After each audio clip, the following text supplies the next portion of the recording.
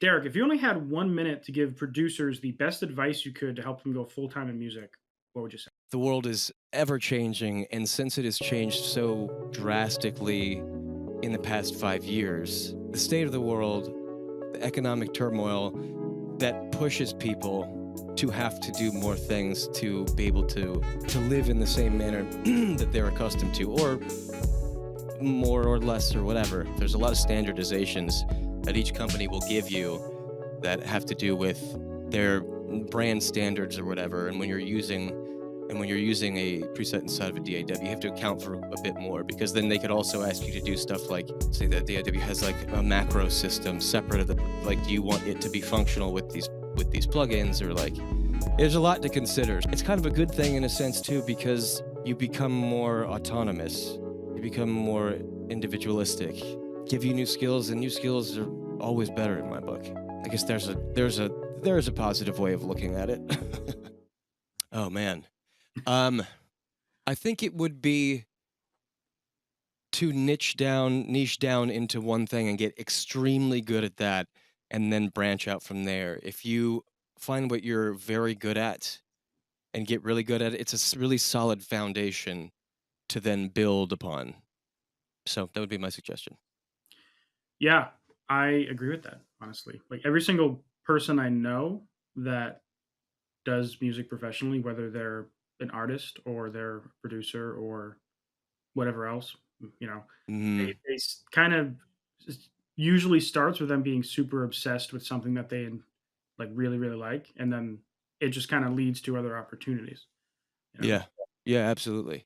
Um, that's kind of essentially what happened with my working with Slate and various other companies that I work with these days, because it was doing videos and getting good at the sound design in those videos. I was doing sound design already, but getting good at the sound design in the context of those videos, and then those catching the wind of various companies, and Mm, then that leading to a different position working with that company, and then a different company from the, yeah, so absolutely. It's all about the right. chain. So, Yeah, and I'm gonna let you, do an introduction of yourself and go through your journey. But yeah. you essentially you get paid by various companies and probably individuals to make sounds, right? To make sounds of various natures, whether it's making presets Yep. for synthesizers or making Samples or individual one samples or shots, sample loops, and packs or yeah. loops or sample libraries. Um, Yeah. you get paid to do that. So for all producers out there who are like, I like making sounds. How can I get paid to make sounds? This guy gets paid to make noises. And so walk us Yeah. through, like, at some point your baby Derek, baby agent method or baby agent, Yeah. you like making music. What's the kind of like quick journey from that to like you getting your like first couple paying gigs doing Right. sound design work? Right, totally. Really, it was me in the infancy of my sound designing stuff.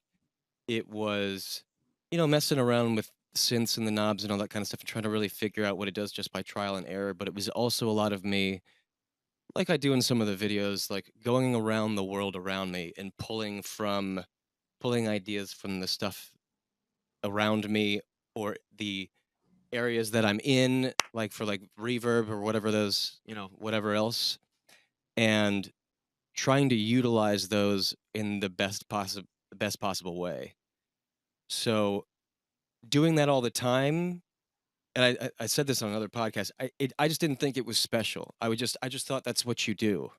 If you are particularly creative in whatever manner for production, you'll figure out new ways of doing stuff, unique ways of doing things. I just figured it was that thing. Um, but then, putting it into content form gets the attention of various other companies, and then, kind of take off from there. I'm not sure if that answered the question, but hopefully it did. Hopefully that did. Yeah. Well, so you have this series. What's the series called? It's kind of a short form content where I you haven't done one in a while. They take a long time to do. Let's see if this sounds good. see if this Bec- sounds good. yeah.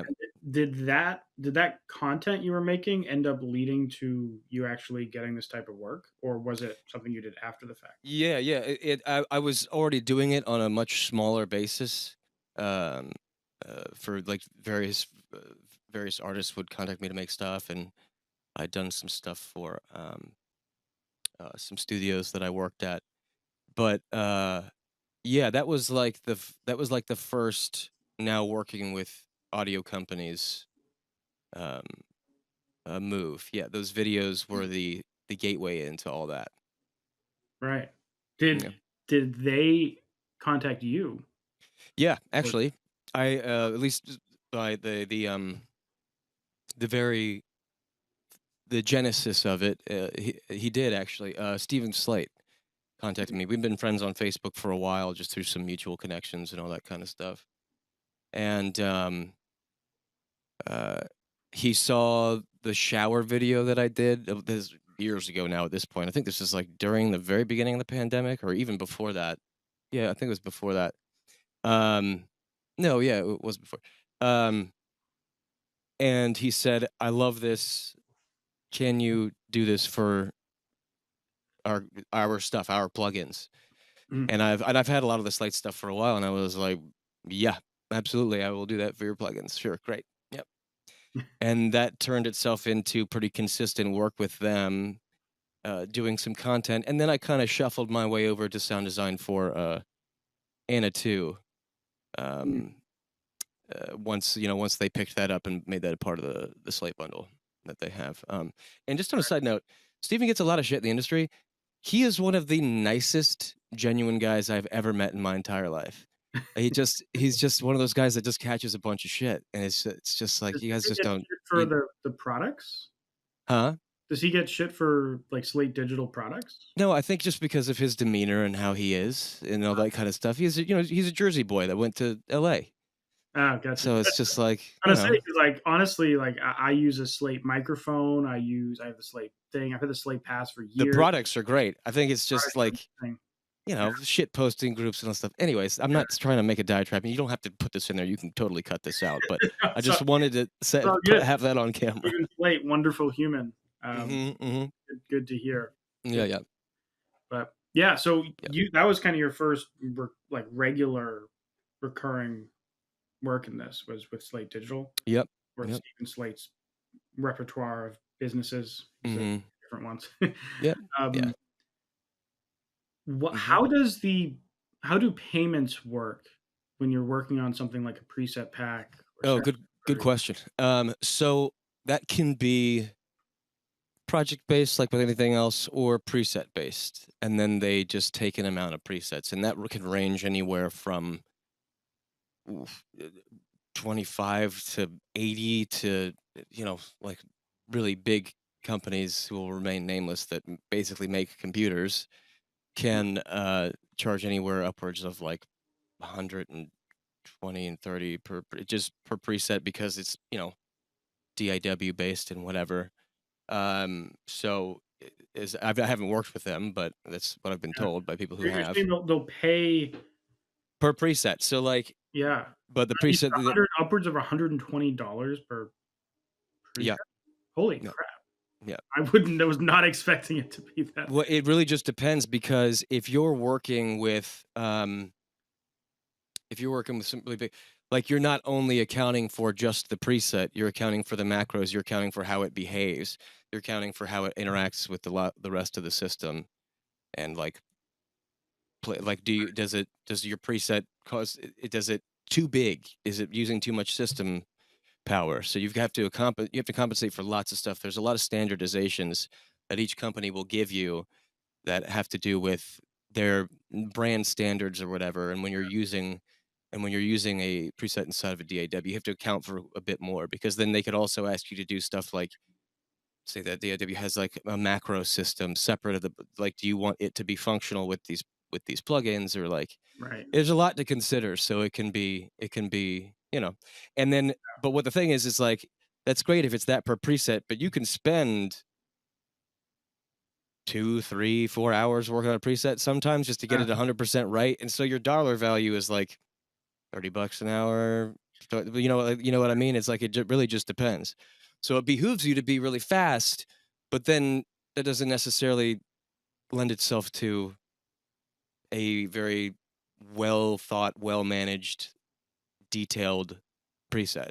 Some people can just crank through shit, especially if you're super used to stuff.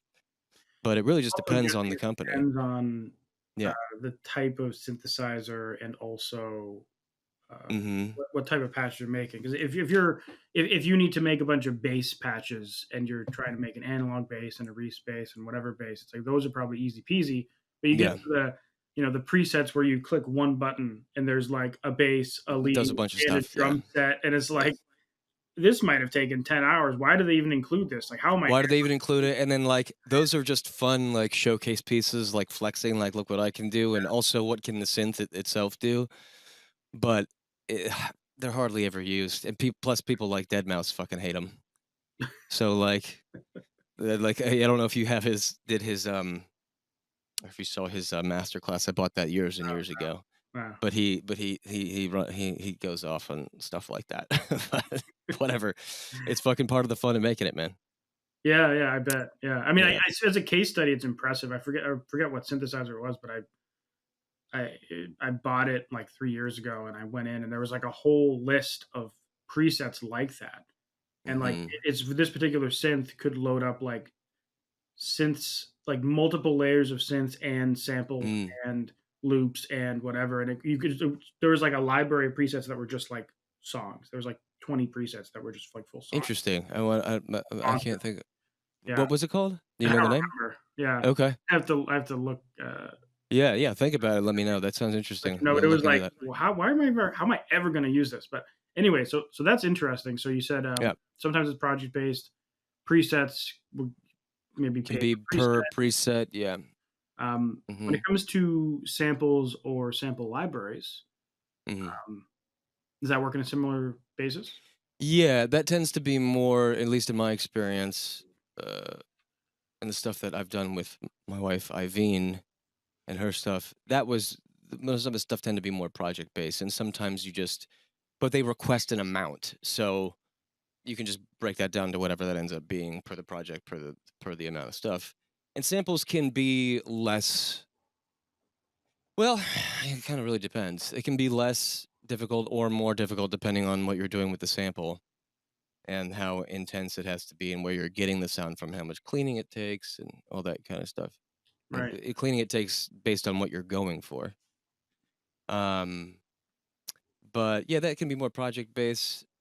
But again, it comes down to how long are you working on whatever you're doing, and that just cuts Mm, into your hourly per whatever. So yeah. When I talked to Venus Theory or Cameron yeah, like a year or so ago on this channel, yeah, Cam is great. yeah, he is. I wasn't expecting when I met him in NAMM that his voice would sound Yeah, exactly exactly like that. and Yeah, it doesn't. that's how we met. I was standing there talking to Cameron, and then I go, "Oh, you're and Cameron goes, "Yeah, Andrew Southworth." And I go, "Yes, that's the guy. Yes, nice to meet you." Yeah, yeah. That was cool. It was, yeah, when I bumped into him NAMM, I was like, "Holy shit, you just sound like a radio man," Yeah, you know? yeah, But anyway, so when I was talking to him about this, because he does a similar type of thing you do. I mean, he for sure. guys don't do 100. He's really good at it too. And, he was mentioning that in some cases, you'll have back-end royalties on samples or preset packs or Yeah, you can work out profit sharing with some of the companies that you work with. It really just depends on um, the company and what they're willing to do. mm, Someone like Cameron, he's got a ton of clout and stuff that he's built from being well known in the industry, so he can kind of swing those things. As as much as I'm hired and as good as I think I am because I keep getting hired, word of mouth, I don't have the online presence he has. So like I don't think I have that bargaining chip yet. But that's definitely part of what goes on. I'm sure like Andrew Huang can do that kind of stuff yeah, and yeah. Ben Jordan and all that shit. But That's a good point I never considered. yeah. It's there can be kind of a celebrity aspect to the music industry, of Yeah. course, like, when Oh yeah. you might hire in kind of an artist situation, you're hiring a mixing engineer, mastering engineer. You could hire someone who might be fully, like, best in the business, but no name recognition, have Yep. mastered your song, $100, 200 Mhm. bucks. But if you're trying to get the same guy that is gonna do the same thing, but the last couple projects he's worked on has been like Taylor Swift, Metallica, Right. just whatever the biggest artists in the world are, Yeah. it might be $10,000, right? And you're not paying for the time and the skill. You're in that case, you're also kind of paying for the name in a way, not necessarily just for the name, but for the you want that person, and so you're willing to give them a little bit more to be able to say Mhm. they're involved in the project. Like when you buy any synthesizer in the world, pretty much, and you see Richard Devine or Divine, I never know how he's. Yeah, yeah, right. Um, Yeah, you're like, "Oh, okay, this is real. This is the real deal." Yeah. yeah, I mean, I can't think of a sound designer that's like very specifically a sound design guy that's Mhm. as famous as him. Right. Yeah, he's probably the top. And the only other guy I would say other guys I would say outrightly, but they're both more musicians as well, but their sound design is legendary, Mm, though they may not do it explicitly, like Mick Gordon, Trent yeah, Reznor, like those level of guys. Obviously, they're both incredible musicians and all that stuff. yeah, Um, yeah. It's and also, I don't wanna make it Trent sound Reznor. hang on, That's like, say it again? if you're trying to get Trent Reznor to make samples for your thing, it's like, it's he's You've got money and he likes what you do. yeah, Because that's the only way. He's clearly one of those guys. Like, if he's not there's no amount of money that will make him do a fucking thing. yeah, So it's just he's gotta like what you like. But also, let me clear, I don't wanna make it sound like Cameron, like Venus Theory, got those things because he's famous. He's very good. They could have just wanted to do that profit sharing thing just because, but right. I'm just taking a guess here. No, no, I mean, it makes sense. Yeah. It's not like they're going to grab some schmuck that's, Right. they're not going to have like Drake, who's a super famous artist, make Yeah. presets for Serum or something, Right. because he's not good. I mean, maybe he is. I don't know I Drake. was about to say, watch him be, like, fucking really good at Like you never presets. know. Maybe he's Yeah. actually an amazed, like maybe Yeah, he's like a lots of savant and for stuff, it. Yeah. um, it's like you have to be good. That's kind of a given in anything in music. Like if you're Yeah. not good, you're not going to get any work anywhere. You're not True. going to be a successful artist. Um, but then around that, it's like that's your ticket into the game. Mhm. All the other stuff that happens is almost not because you're good necessarily. It's more like, Mhm. at least in my experience, it's more so how do you handle each job that you're given? Like, did Yes. you do a good job? Are you doing the business stuff right? Yeah. Because your skill set, you had to have that just to get your first Right. thing. That's the substrate for Yeah, which everything else is built upon, yeah. because you don't go from nothing to working with Slate Digital and Cherry Audio and Kilohertz and Akai and Moog and Baby Audio and Reason, right? Yeah. You get one, and then Yeah. you get the next one, and then Mhm. you tell people when you're going to do the next one, like, "Oh, I worked on that," and they're like, Yeah. "Oh, well, actually, that's really good." Yep. Come on us. You obviously weren't a total dumpster fire to work with.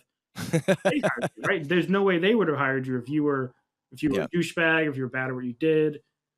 Right. Um, yeah, Yeah, exactly, exactly, and just being, uh, personable and, uh, amenable to new ideas and taking criticism well and all that kinda stuff is just so important to any creative industry, and this is no different, just in terms of what you have to, sorry, my mother's calling me out of all people, what, what you have to, what you have to do to get the job done and make people like you so they want to hire you. No one wants to work with someone who may be really good at they do, but is a cantankerous asshat about it. So yeah. I mean, I own an ad agency, and we've turned down work just because we got bad vibes from the potential client. yeah, The I email bet. communication was like, they seem a little like hostile. They seem like they don't really know what they want. And Yeah, we don't think, even if we did the best job we could ever possibly do, they don't seem like they'll ever be happy. Yeah. So let's just turn them down. Let's just not work with them, right? It's not in a lot of cases just not worth the money, and Yeah. I would imagine it's like why would someone hire you if you're like a diva, you know? So when I met you, we were at NAMM 2024 in Anaheim, Yeah. um, and a lot of people that I meet will, if they never heard of NAMM, they'll be like, "Well, why would you go to such a thing?" Right? Because it sounds like it's a place that's just for gear companies to announce gear, and companies like Sweetwater and Guitar Center to buy a bunch of gear, and then a Right. bunch of influencer people to talk about the gear on their YouTube channels. Right. um, but that's not why you were there. No, no, no, no, no. I wasn't there, man. I went for the networking, for the meeting people that I have worked with quite a bit in the past, but have never met face to face, even after years of working with them. So it was a really good chance to start putting faces to names and personalities to faces. And it's one of those things you get in the face of someone, there's a different energy there, and you can elicit different conversations out of them. You can talk about things that you may not have talked about via email or a call or whatever. It's just a more personable approach. So Yeah, that worked out really nice. And being able to do that and go to talk to other companies that I have had vague contact with in the past, be like, "Hey, I'm this guy." They're like, "Oh yeah," and then talk to them about maybe doing some work in the future and all that kind of stuff.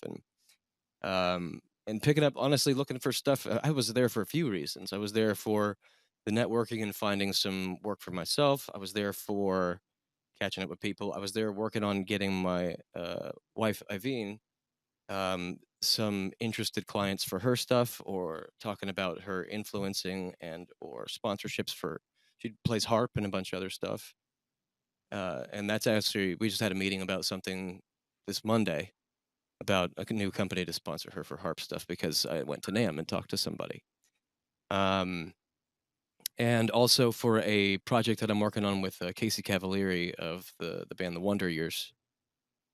He does the record process podcast and all that stuff. I don't know if you've seen that stuff, no, um, we're doing a compilation album for charity with Rude Records, and they're out of Italy, and it's going to be like a future punk.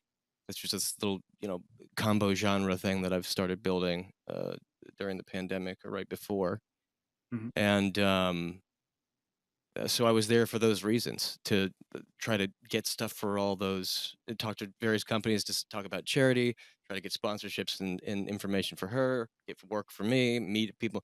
There's a lot of stuff, man, and it was. I'm really glad that I went, and it was very fruitful. I came back with a bunch of information, a bunch of business cards, plenty, plenty of emails to send once I got back.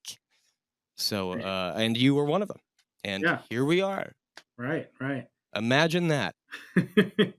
Yeah, it's a lot of people I think undervalue the networking in person stuff, and Mhm. I mean we also just went through a global pandemic, so that probably Yeah. didn't help.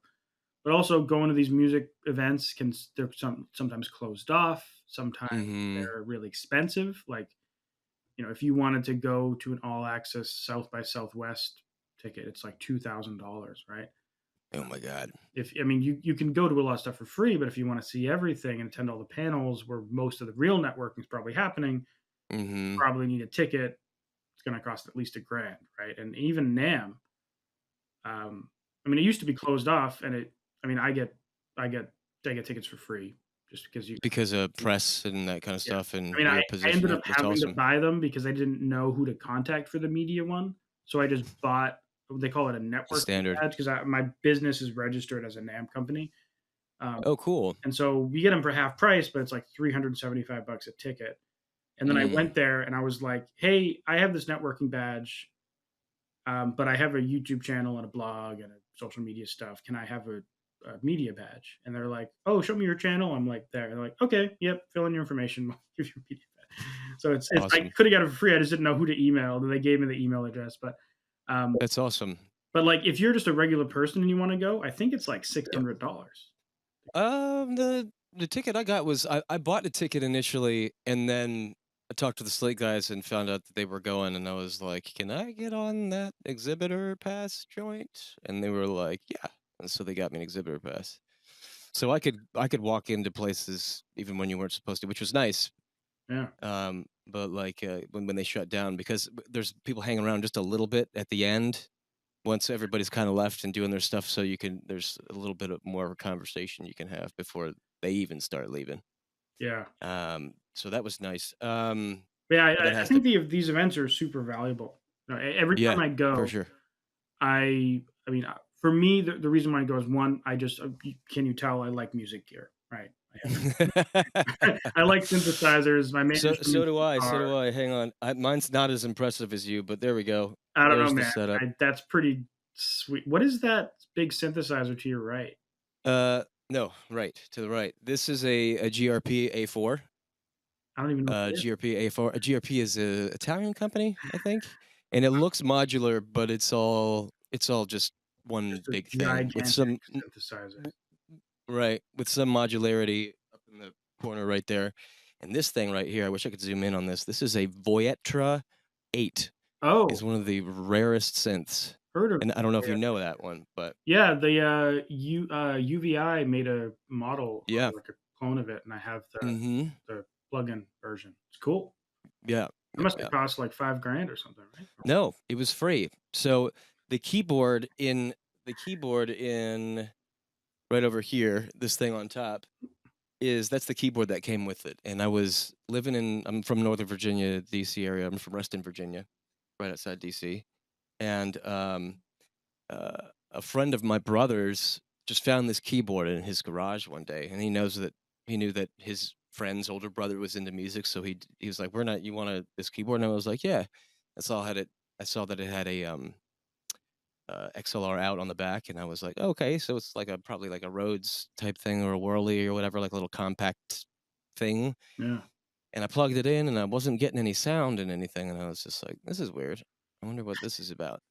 And so I looked up on the back, it's like the VPK5, and I was like, and then it said, "This is the keyboard that was sold with this synthesizer unit, the Voyager 8 by Octave Plateau."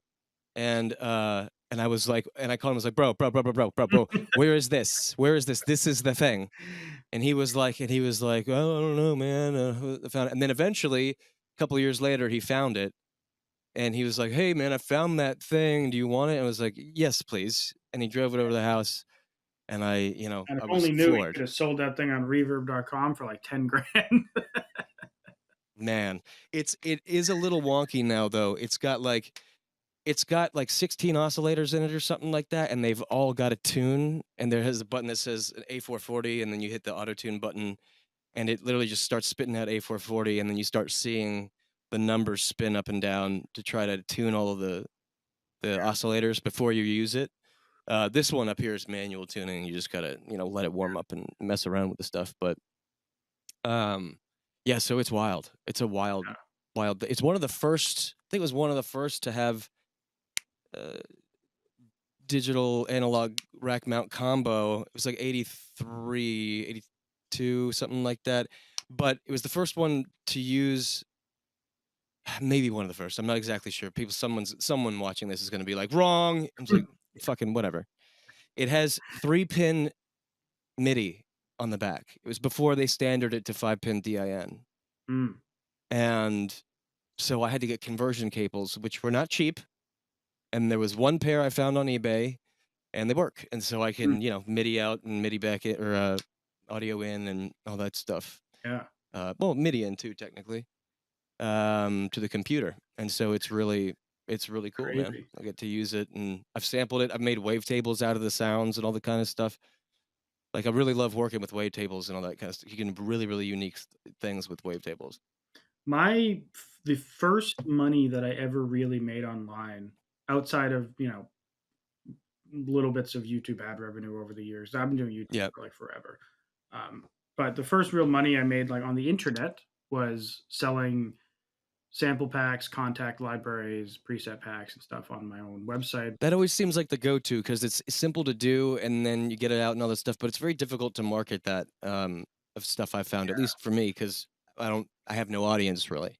So Yeah, well, for me at the time, I didn't really have that much of an audience either. Uh, okay, my first, I mean, I had some. I had like maybe 15,000 subscribers, but a lot of them were for my old That's 15,000 more than I got, boy. a lot of them were for my vocal tutorials. So back in the day, I used to Mm, teach screaming lessons on this channel. So I'm a metal vocalist. yeah, And yeah, yeah. then eventually I got tired of making those videos, because it just, I don't know, got old. And so I switched Mhm. what I was more interested in at the time, which was music production and sound design and all that jazz. Yeah. But the biggest way that I was selling it initially was I would make a preset pack, or I'd make a contact library, and I would put it on either Contact Hub or Sampleism, which is now they've been kind of merged together to I forget what the name of the company. It's gone. Sampleism. Was it sounds.com? Wasn't No, sounds.com doing the that's thing? Native Instruments thing. If I go to Sampleism, Right. it's probably gonna tell me. No? ContactHub.com? What is it called? I think it's like Loot Audio or something. For some reason. Mm, Oh yeah, Loot Audio. They used to be two companies, okay. but they were like very specific in only contact libraries Right. or only samples, and they merged them into this kind of monthly subscription thing like years down the line. Either way, they had this marketplace, um, where people would be going and looking for these things. And for the contact libraries, I found it very easy, not easy, I mean, but like significantly easier to get sales because Mm, anyone can make a sample. Well, anyone that knows how to make sounds can make a sample, right. but not everyone can script a contact library. Right. That was For my sure. first like in. It was like, okay, I love music gear. I love like making weird sounds and fun sounds that sound cool Yeah. and capturing them.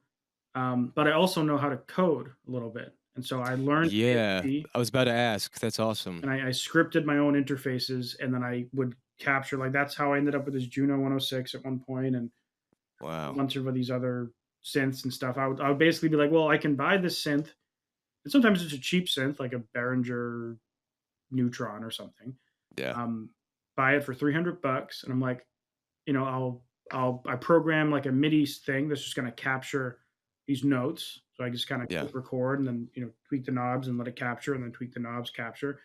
Um, the biggest work was slicing it all up into samples and editing it. But then I kind of built my own contact libraries, and I was like, well, I can do this because I have a background in like engineering, like mechanical engineering, but because of that, I know software. So that was kind of my like little specialty when I was doing all this stuff. That's really awesome. Um, for the samples, my way of fighting against the swarm of like cymatics and everything was just don't compete with him. So if Mhm. they're doing like trap drums or San Holo packs or Yeah. Yeah. which are great. I mean, I used to buy their stuff all the time for my Yeah. own music My wife, I mean, she actually works with them. She does some harp samples and flute stuff and all that kind of stuff for for cymatics. yeah. Yeah. Nice, nice. But Yep. like my thing was like, well, you know what they're not doing? Dark, depressing, clean electric guitar sounds. Ooh, So like I would make these like I think I forget it calls like sad or sad emotional electric guitar. sad trap, something like A that. loop Yeah. library, and then what are they not doing? Terrifying demon voices and soundscapes. So like because I'm a metal Nice. vocalist, I could make all these scary like where is he kind of like scary things. I have a dehumanizer, and I can scream, and so I can make these scream sounds and layers. Bro, I need to connect you with my buddy Castor. You'll have to look up his stuff, but you would have some perfect stuff to help out with it. Yeah, get into that Yeah. later. Anyway, go ahead. So that was like those were my ways that I was like, how can I, as you said, how do you get into this? Find one thing that you're good at, Mhm. be good at it, and then kind of branch out. My thing was like, well, okay, a lot of producers they're not going to code, right? Musicians Mm. not known for being the most technically savvy overall. Yeah. So coding instantly puts me like that eliminates like 99%. You're in like yeah, you're in that 1%. That's the Yeah. word, yeah. And then like using my weird vocal skills like that eliminates another 99%, or like doing guitar stuff that's not like for like pop or trap or emo hip hop or whatever. Right, yeah, yeah. It's like so trying like looking what's popular and be like, I'm gonna not do that. Right, um, right, right. so I don't know if Carve you your own path. Yeah. Yeah, and I don't know if on your end, like, when you get hired to work on presets or sample pack or whatever, um, are they grabbing you for, like, a certain sound that you know how to do? Or is it Um, maybe at this I point you do just do everything, but yeah, I can do a lot of, like, dubstep stuff and trancey stuff and pop stuff, like, I'm working on this genre, future punk, that's essentially like a really I think a really well-woven combination of, like, the pop punk emo scene with melodic dubstep and more electronic genres. Um, and, uh, and I make a lot of that stuff. So I spend time making guitars sound super weird that could be morphed into growly bass things or like AU5's like hyper growler kind of thing, but yeah, uh, morphed around and or just building patches that sound like guitars to replace a guitar to keep that idea of electronifying and bringing forward this idea of pop punk and emo stuff now that it's on its way back, right. which is why which is why which is why I started thinking of doing this in the first place. I live next to a high school, and one day over before the pandemic, I started hearing like pop punk over like the because rock died for like a fucking decade there in the middle 2000s. Like there's nothing. Yeah, Um, but I started hearing like someone play a pop punk song that I've never heard before, and I've never heard every pop punk song on the planet. But it's just like that's weird. Like I haven't heard that in 12 years, like a dozen years. And then like I started noticing, after a while, the kids like walking home and stuff like they're starting to look like late '90s grunge before that era came into play. Jinkos are back. Did you know that? yeah. Did you know that Jinkos are back? Well, I have to remind myself what Jingos are. Jinkos are those insanely wide leg Oh, jeans. yeah, yeah. Those are back, dude. I will not fucking wear them, but they're back. That's funny. So it's like talk about repetition. And so I was like, now's a good time to start getting into some of that. Honestly, that makes And me a little excited because, like, my favorite era of music is, like, late '90s, early 2000s, yeah, that's why I was gonna cut my teeth as well. Yeah. new metal specifically. So, Okay. Gotcha. like, Linkin Park and, like, Limp Biscuit. Mudvayne. Do you consider them new metal? Some people don't. Yeah, Yeah, they're a I little guess more that. in the hip hop, but yeah, Yeah. for sure. Yeah. And all that era of rock and metal that kinda came out of it, I mean, like, basically, like, late '90s to, like, 2010, which, of Yeah. course, is exactly when I was, like, kind of growing up, right? That's kind of what everyone's Right. favorite music is. It's like I graduated high school in 2010, so Right. in from, like, late '90s to 2010, I was in my most spongy years. Yeah. Vulnerable for that type of music to take hold. Yeah, me too. Yeah. Yeah, Me yeah. I too. mean, you're only a couple years off from me, so it's like, Mhm.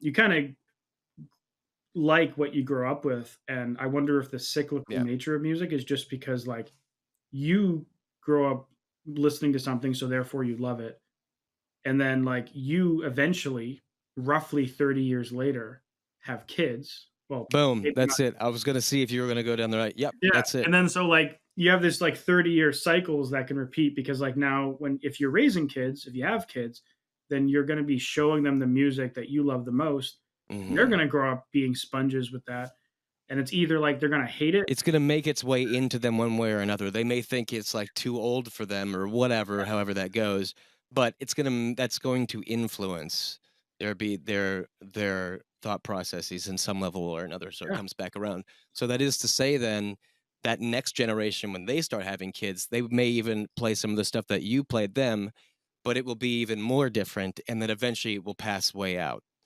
But so, like, is it just keeps diluting and diluting and diluting as it goes down until it really fades away, unless there's like a ironic revival that comes back or something. like, you But grew up like, listening to a lot of this pop punk stuff and emo stuff. I was making it. I was producing a lot of it with some friends. Like, you know who Zach and Ken are? Z and K Productions No? down here in Georgia. They did a bunch of bands. All Time Low, Ah, Time Tells All. I'm forgetting one of the biggest ones. Cartel. hmm, That stuff, and, that's actually part of the reason why I'm in Georgia is because of them, because I came down to work with them a bunch of times with various clients. Well, technically the same group of clients, just different times, yeah. and, uh, and I was trying to get an internship with them, and they were hemming and hawing about it. They said, "Why don't you go to Tree Sun, like where we met you back when you came down in 2006?" I was like, "Yeah, all right." And so I went over there, got an application, flew down, flew back up, flew down for the interview, got the job, flew back up, packed up all my shit, and moved down to Georgia. And I've been here ever since. And so that's where, yeah, so that's where that came from. And I forgot my point. Oh, because we were talking about, because we were talking about the genres coming back around. Um, uh, okay, and that's all I remember. Damn it. Well, it's like you're kind of growing up and making this stuff, and Oh then yes, but you're growing up and also making an this stuff. artist, so like you end up kind of Right. reinterpreting it because it's not like you're just making pop punk. You're making this new genre Mm-hmm. called future punk, right? So you're kind of Yeah. reimagining it, and Yeah. obviously you have no way of knowing if that ever takes off. Right. All it Right. takes is the right artist adopting a version of that sound in a way that makes the masses enjoy it. Yeah. And then Yeah. that takes off, and then there's a million copycats that kind of come after that, and then all of a sudden you have a new genre, right? Yeah. Yeah. Which is For very sure, man. unique. And I've been laying groundwork in terms of, building ideas to just kind of set the walls for what it could be, and then people can knock them down with whatever the fuck they want to do. Yeah. And like building packs to that end to kind of further, like, did one with Kilohearts called This Is Future Punk. I did one with Reason just called Future Punk. And the video for This Is Future Punk, the full length promo one that I made and put on my channel because I had to make a shorter one for Kilohearts. Mm. Um, all that video, aside from the stuff that's clearly stock footage, is stuff that either I or my friends recorded in this scene in those days from like the Northern Virginia, DC area where it was really, really big. Yeah. There was the Ohio scene, the Jersey scene, there was a DC scene, there was clearly a scene down here. There was obviously a scene more Midwest. There was an LA, like the whole West Coast scene for that and all that stuff. There were these pockets of scenes. So my friends would do like the fisheye skate videos and all that kind of stuff. So all the footage in there that looks like it's like if on an old filter is just old from those times. So it was really cool to be able to put a lot of that into, helping define um, what where it came from, what it could be, and also the EDM show stuff in there. Some of it's from EDM shows and stuff. My buddies DJ and shit like that. So, Yeah. but anyways, I don't think that was completely on topic, but it's, there we go. it's all good. It's all part of the ride. Right. Um, why? Well, maybe the answer to this is like you did, but why aren't you trying to be like a famous music artist? And maybe you are. I don't know, but like, Man, I've been in and out of bands and stuff for a while. I was in and out of bands all throughout high school and college, and then I moved down here and got in a band for a while called Avenue of the Giants. I was drummer, and then I was the singer at one point, which I fucking hated. I hate being the front man. I need a wall of drums and cymbals be in front of me to feel comfortable. yeah, Um, uh, but I don't know, man. It's not that I wouldn't. I think it's the same reason that I've got tons of jokes. I feel like I could probably put a stand up together. I don't know, man. It's a weird dichotomy because I would like the recognition, and not that I wouldn't like to work for it. It's just what you have to do to get the recognition is more vulnerable than I care to be, I guess, in a group of people, which is weird because I have no problem talking about anything in front of people. But it's like, I don't know, there's some locked box I haven't gotten to yet about, yeah. working out something. So I I don't mean, know. the, I'll the figure it reason out. why I ask is because a lot of artists kind of think that the only version of success in music is being like a Drake or a Post Malone or Justin Bieber or whatever. And there's nothing in the middle. So Right. you're either like a nobody or you're one of the most famous people on planet Earth for music. Mm-hmm. They ignore kind of all the people who are you've never heard of, that they Mhm. don't have like 100 million monthly listeners on Spotify. They maybe have 500,000. So you don't know them, but they're Right. making a living off of even just their streaming alone. Making a living off their streaming, and I bet you all those people are also investing that money in other ways, and they're not doing music completely and solely. Um, uh, I do different facets of music completely and solely, like mixing and mastering and sound design and artist development and vocal editing and just straight up editing and like just a lot of live shows and front of house stuff and I can do all kinds of shit Yeah, because I had to be able to just find a way to be able to do what I wanted.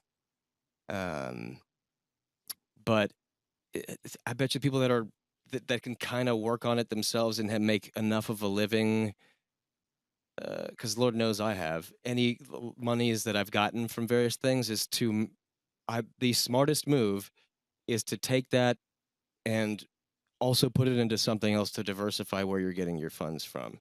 Is just easily the smartest. Like people like I bet you like I don't have proof of this, but it would not surprise me if the artists that make the most money at the top, yes, they make a lot from their music and their performances and all that kind of stuff, but $20 says they get more than half of their shit from sponsorships, from where they've invested their money, from the handbags they sell, from the shoes they sell, from just all the rest of the shit, from the merch, stuff that doesn't have directly to do with their music. There's got to be yeah. some level of diversification. Even for the artist who's not like a super famous influencer. I know one artist that has maybe like 3 to 4 million monthly listeners on Yeah. Spotify, and they, that's a decent chunk of change from streaming. Like if I were to guess, I'd probably say they're getting 8 million streams a month on Spotify alone, and that would be $25,000 a month. I was about to say like 20K, something like that. Yeah. And then you have all the Apple and Deezer and Tidal and yada yada yada, and so Yeah. maybe they're making, I don't know, $35,000 a month off of streaming. Yeah. Now, the next thing though That's is pretty I was dope. helping them with some merch ad campaigns, Mhm. and that when they did that, they told me they were making about $30,000 a month from their merch store. So, Goddamn. it's like that piece alone was equal to the streaming, and then obviously they tour. Well, not obviously, but they tour. They do like international Sure. tours. They do national tours, and um, but I've also met artists who like what not at that much of a level. They might have like 100,000 monthly listeners, so they're not making a killing off of streaming, but they're making enough. Yeah.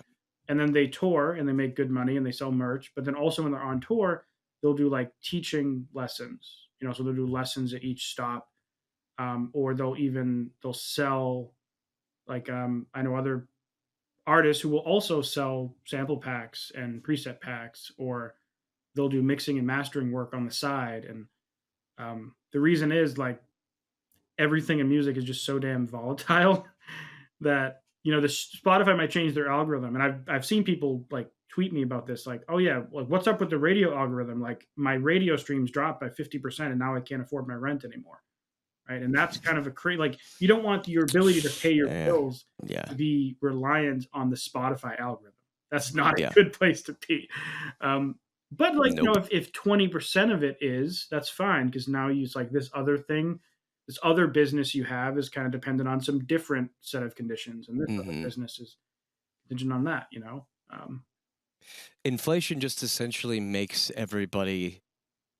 it forces everybody to become a jack of all trades. You know what I mean? It's like because I feel like back in the day, which whatever the fuck that was, you probably could live a little more directly from something, that being your profession, um, and really niche down into it and just niche down into it, whatever you fucking say the word, Yeah. um, and have that be the thing that pays your bills. But you know, the world is ever changing, and since it has changed so drastically in the past 5 years, this the state of the world, the economic turmoil that pushes people to have to do more things to be able uh, to live in the same manner that they're accustomed to, or Mm, more or less or whatever. And i- as much as that sucks because it just creates a sense of busyness and less sense of it's like tranquility, I guess. mm, Um, it's kind of a good thing in a sense too because you become more autonomous, you become more yeah, individualistic, and that can help give you new skills. And new skills are always better in my book. I right. guess there's a positive way of looking at it. Yeah, yeah. I mean, there's problems with the way it used to be, and you could have one thing in music and kind of pay for everything. Yeah, There are downsides about it, and of that a course. lot of, especially if you were an artist, you were basically a slave to your record label. That's true. Which you can still be if you want to be. You can still be a slave to a record label if that's your Hmm. path. And there's nothing wrong with the label. I talked with someone who's like a manager in at a sub label of UMG a couple weeks Mm, ago, and um, he's involved with like the contracts and the A&R stuff, so finding artists and then getting the contract signed, and a lot of those label folks are actually well aware of the fact that in the past label deals were really really bad and hostile, and they're very cognizant of making sure that the artists that are signing it know what they're getting into, whereas in the past they didn't. But yep. yeah, that's probably it. Yeah. So that's a really important point. And to that point, that's another thing that I've gotten really kind of good at. My brain does well with understanding the logic gates of contracts. Mm, So I'm pretty good at reading and understanding those. And if I have a contract, I will mark it up pretty significantly to um, excuse me, yeah, make sure I take care of things in there that I think would be more advantageous for myself than the record label or whatever the case is, yeah, or just balance out because that will just be negotiated back anyways. So you take certain steps with things to kind of figure out where the new middle is. right. But so that we're going to get into AI now. I trained a GPT on a bunch of music business contracts. Oh, Ones that I found on the internet, my own personal contracts that I've been asked to just be an extra pair of eyes on. I'm not a fucking lawyer, um, although I probably should have. Um, but I'll send it to you at some point. Maybe we could send it out to people. But you have to work with it for a while, and obviously always still get a second opinion from actual lawyers. But this thing it's really tuned in really, really well to help figure out what goes on with music business contracts specifically. that Um, sounds like a wonderful application of ChatGPT. yeah, Like, yeah, not it's a language model. Feed it language, yeah. you know? It's not like replacing a lawyer, although No, God, no, some don't do people that. will probably do that, but I mean, eventually it it will. It but passed the bar with like, apparently I heard like it passed the bar in like the 99th percent, like it's like yeah, better than any lawyer we have, like kind of thing. but, like, it can So help an artist understand a contract, and kinda walk through it and make sure that they know that's what it's everything for. That's what the tool is for. It's and for they you can upload shitloads of data. I can't read it. The instantations of each conversation stay with the conversation. The only catch is that you do have to have GPT-4 to be able to use it. But if people are not in there utilizing this as not specifically this GPT that I've built, but the Chat GPT or AI as a whole for streamlining one's life and even coming up with new ideas, um, they're missing out because it's all about how you use stuff. It's like, is it going to take our jobs? Probably one of these days, but not right yet.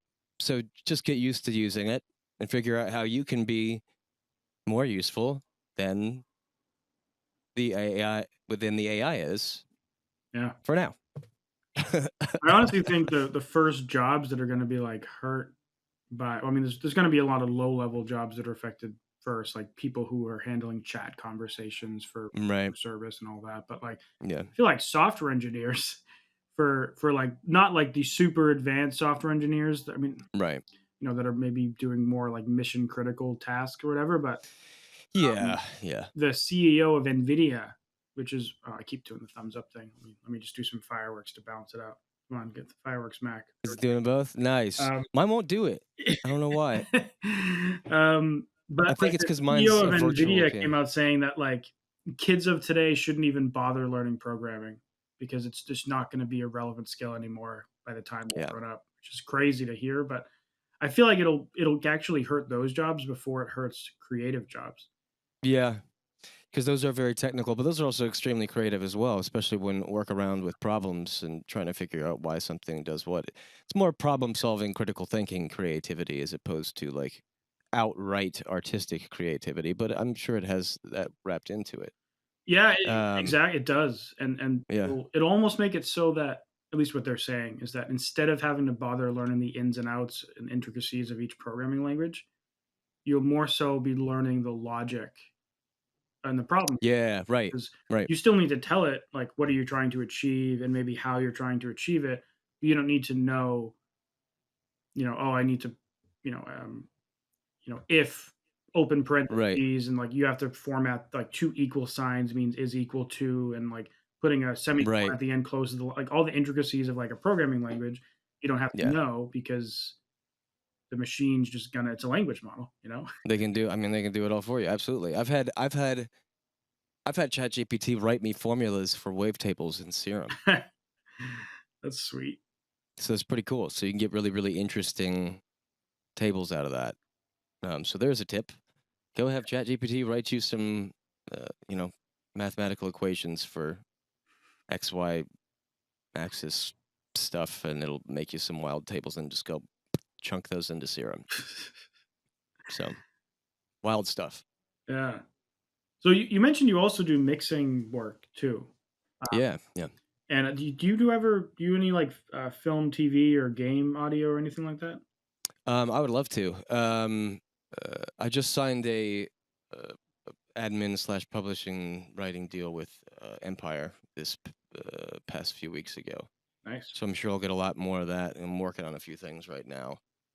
Um, but I've done some scoring of indie films and indie little shows. Like there's this one show called Dice Lords a while ago by a company called Gasm Media. And then they also did another show called Rivals that I did the scoring and sound on.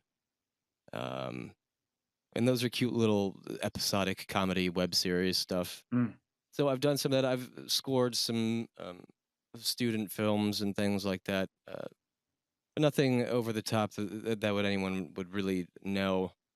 Uh, I do like that work. Um, I do like doing Foley and that kind of stuff as well, which is far more in the sound design realm right. and really where you get to creative with all kinds of stuff. Um, but yeah, my mixing is mostly, you know, songs Mm, and remixes or whatever, that kind of stuff. I actually just recently mixed a remix, a Millennium remix for Caster that just came out. Not just came out. I guess it came out a few months ago mm. on his latest remix album that dropped. So I have So a you Millennium a mix credit. remix. Oh, so it was released on the latest The remix albums, Millennium yeah. remix. Hmm. Yeah. Were Yeah. you listed as a featured artist? No, no, no, not a. I mixed a remix by the artist Caster. I was Oh, the mixer gotcha. for the song. So Yeah. someone else Yeah, remixed. that's such confusing You were language. the mixing guy. There's a remix album where a bunch of people make remixes. Yeah. I mixed one of those. You know what's interesting? Like you would normally think that the person who's remixing a song would be the Mhm. person who's going to mix and master the song. Mhm. Um, And he well in his case in Caster's case, he's absolutely capable. I think he just wanted a second opinion on a lot of this stuff, and so I just took over and we sat together and did all the stuff. So it was just gotcha. yeah. Yeah, I mean, Yeah. I'm guessing. I mean, another factor is just the time thing. Once you become Sure. bigger and bigger and more successful in whatever you're doing. Yeah. It's like you have less time, Get really busy. Yeah. and you might have the time to get like because there's the production side of things is a lot different from the mixing and like usually mixing and mastering is more of like like almost like a scientific process, like kind of Right. where you're trying to get levels right, you're trying to get the EQ all good, you're trying to get the the loudness and all that jazz, whereas the production and making like a remix, like that's where these like style comes in the most, Yeah, for to sure. get that producer's flavor of that remix. And then maybe they don't have time to do it. Maybe they want a second opinion. Yeah. I know Andrew Wong started having someone else mix and master stuff because he had the hearing loss. Yeah, is that what's going on with him? I didn't hear. I heard something was going on, but I didn't know that's what it was. That What sucks. he said in YouTube videos. I've Yeah, I guess I didn't see those. Yeah, wow. Yeah, That's it does suck. He mentioned he had some like weird hearing loss issue, degenerative loss kind of thing. and Yeah. it's he can still like produce and do sound design, and but like he doesn't trust his ears to like do the mixing because Wow. and like he can't hear certain frequencies above a certain amount, and hearing's diminished. So that like that makes total sense. Like he can still be creative and make music, but you probably don't want him to mix and master your final song, right? And there's nothing wrong with that, right? And Yeah. honestly, some people probably don't want to touch that stuff anyways. Like Yeah, I'm for kind of sure. trying to outsource that aspect of my music now too. Like just Are you? write my Cool, man. music, do the production, and then just give it to someone else, mix and master, because I just don't have the time anymore to do it. Give it to me. Let me give it a shot. Let me see what you think. Oh, okay. We'll try one of those. You don't have to. I don't want to put you on the spot on your podcast. I was just like throw it out there. Yeah, yeah. Um, No, I mean, I already have a guy that's been doing it for all of my metal band stuff. sure, cool. Um, Oh, that's very specific. Yeah, yeah, yeah, yeah. I but got like you. for Yeah, my electronic stuff, um, sure. that's that has been me the whole time. But I kind of don't want it to be all me anymore Yeah, because I just don't have the time. yeah. It's I bet. I'd still like the mixing and mastering, Yeah, but if I had to pick between songwriting and being a vocalist and production versus mixing and mastering, the first thing in the chopping block is going to be mixing and mastering. yeah. It's like I'd enjoy it the least, and I'm definitely not the best at it, right? Like I can get enough where someone can listen to it and be like, "That sounds reasonably well mixed and mastered," Right. but you're never gonna think that I'm like a super fancy professional mixing mastering engineer. And if someone Yeah. does, they're probably not very good at mixing and mastering. What's that Socratic? All I know is that I know nothing. That's the mark of a wise man, or something like that. Something I fucked it up, but you know what I mean. Yeah, I mean, the better I feel like the better you get at something, the more you become aware of the things you're not good at. Yep. I feel like, and so I've met a lot of Eat people who so easily. think they're hot shit at what they're doing, and I'm listening. I'm like, these vocals are off time, they're off pitch, the recording sucks, the mix sucks, the master sucks, but they think they did this amazing thing, and it's Mhm. just because they're new. Yeah. They're which is great to be proud of what you're doing, but as you kind of get better, you gain more self awareness in a lot of cases. For sure, without a doubt. It's like you now know the right questions to ask yourself to find out if your knowledge is up to par with other people, because it in the beginning you may not even know to ask the right questions, Yeah, and as you grow you eventually do, and then yeah, for sure. absolutely, man. There was this guy did a post a while ago. I don't know who it was, but he was talking about the stages you go through as like a producer and a mixing engineer, and it was spot fucking on. And it was like you get your first good mix and you think you're the shit and all that kind of stuff, and then you start hearing other people's mixes there in the industry and you're like, oh wow, I'm nothing. And then you go into the mode of over EQing for a while, and then you go into the mode, like they had all these different modes, and I was like, every single one was the stage that I passed through on my, and I wish I could find that post. It was really good, um but it was so true to this kind of this point here. But anyway. Yeah, it's crazy when you watch like a I forget the account that does it, but it's some subdivision of Joey Sturgis's empire.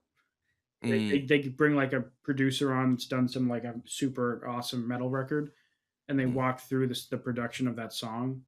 Um, It's very crazy seeing how different producers do their things, and how some of them are so specific about what they do, and then other ones are like you kind of see some of those pitfalls of Hmm. of like, oh, I spent all this time focusing on this, and this guy who's winning like Grammys, he's just like not doing any of that. Not any of it, and that's one of the things, man. Like as I got really good at this and professionally good, where people hear my work and want to hire me, higher paying clients, not like your average bedroom producer, whatever. I started realizing I was doing less and less and less in my mixes. And it was just about like, first of all, room correction. Mm, That solved about 95% of my problems immediately. I could finally trust what I was hearing. That's like an overnight night and day difference. If people aren't doing that, they're gonna fight things they don't even know they're fighting. yeah. Um, and now that I've had room correction for so long, um, and things translate very well, I've had to do a lot less. Mm. I find that I almost don't compress in a mix almost at all. Sorry, my gate is calling me. My gate to the neighborhood. One second. Uh, it's my wife's cousin. Okay. Ah, I got a Um, phone call from South Carolina. it's me. I mean, you have my number, so Right. it'd be a little weird, but it wouldn't be impossible. Um, um, um, but yeah, getting the room correction was such a huge part of that. And I found out that I do less and less. I almost don't compress at all, other than like vocals. mm, What I find is I find myself doing way more proper EQing and giving things their own space and parallel stuff. I almost, yeah, I think except for vocal and various other things like hard limiting certain things and like other tricks, except for like vocals. Yeah, I don't think I compress a single fucking thing. It's all about I end up splitting instruments and various other things into different functional pieces to use them that in a manner in which compression would elicit that same thing, but giving you more control across a series of faders, as opposed to relying on just the processing power of the plugin. Um, and that is one of the unsung heroes of parallel stuff. Is yeah, one of the unsung heroes of separates the men from the boys, the girls from the women on mixing. mm. It's just like it's one of those not really secret things. It's just until you understand how to properly use it, it's just it makes all the difference in the world. Yeah, So that's interesting. yeah, What's your opinion on like the whole hardware gear versus software gear? um, I think light and things that have I say light because like some things were optic compressors and light bulbs and Yeah, graphite meters or whatever was doing the watching or whatever. Light and wires having technically infinite resolution is certainly has its place. I think you can get away with, and I don't mean get away, it's not the right word because it implies like laziness or subpar or whatever, and I don't mean that, but just for the sake lack of a better word, I think you can get away with plugins, everything in the box, no problem. Create a warm mix, all that shit, don't even have to think about it. Um, I think you can do that without any issue.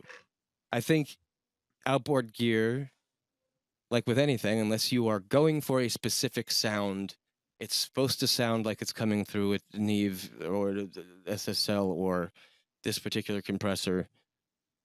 You don't really need it. Just do whatever's in your computer. Those have become, in my eyes, from what I'm doing,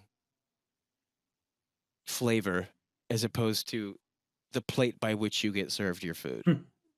You know what I mean? Yeah, So, it's interesting. I mean, it's yeah, I have a consulting client that I've had for a few years, who owns a few like pretty legit studios across America. nice. Like I think he has 3 or 4 of them in this chain, and he has 30 mixing, mastering engineers, producers who work under him. So it's his business, and Yeah, he was saying that like they have like each of their studios has like $1 million worth of gear in it, fancy my fancy God. compressors and consoles and analog EQs and whatever, right? All the things and all the kind of things that have name recognition that have been used on vintage records that are popular. And he said that most of the reason why they have it is because they have a very particular select group of clientele that will actually come to that studio because it has all this gear that the artist wants to like use. Right, But for the vast majority of people, like 90 plus percent of their clients, they're doing everything 100% in the box. So like they'll have like a bunch of analog gear over here, but they're using the plug-in versions of all that gear because to them it sounds the same.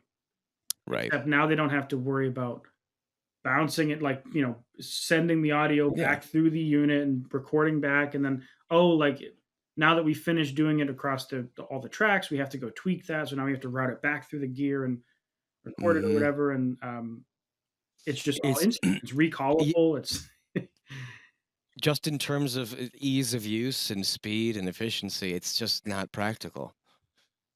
So it's one of those things like I would almost advise just use it on the way in. Don't like remixing with it or that kind of stuff. So you have to keep going through the console to go out to redo a part or whatever. Just yeah, do it on the way in, and then that's the way it is, and that's how you work with it. And then it's it has its flavor that way.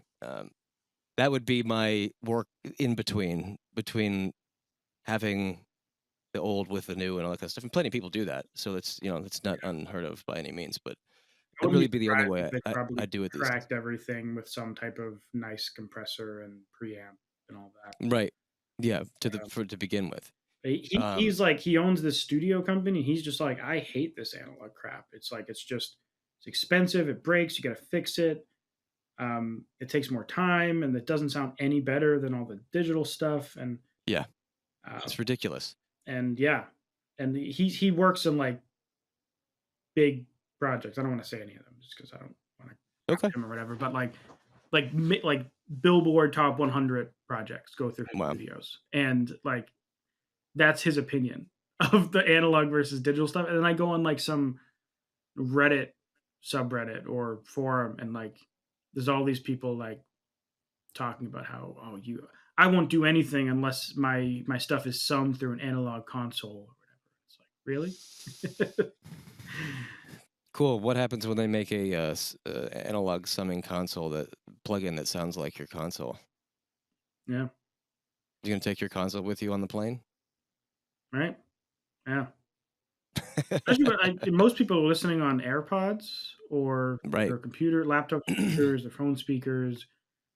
Um, and I honestly can't tell the difference, like when I'm like lossless audio versus like Spotify quality. Like I don't hear the Mm. difference. Like maybe my hearing's just not as tuned, but like You will notice it a lot when you A/B what's been taken out. Like a really useful feature, um, to the Ozone line of mm, stuff that they added with I think 8 was the mastering plugin allows you to preview the bits taken out when it turns it into an AAC or oh, so you can MP3. hear the lost. Yeah, you can hear what gets removed, and then listening back with it in and out, you go, "Oh, shit." Mm, Do start to notice when those kinds of things other than the obvious, like, MP3 where it's all, like, tinsely and metally on the top, like, from the old days, that's an obvious thing. It's a much, much, much more subtle version of that.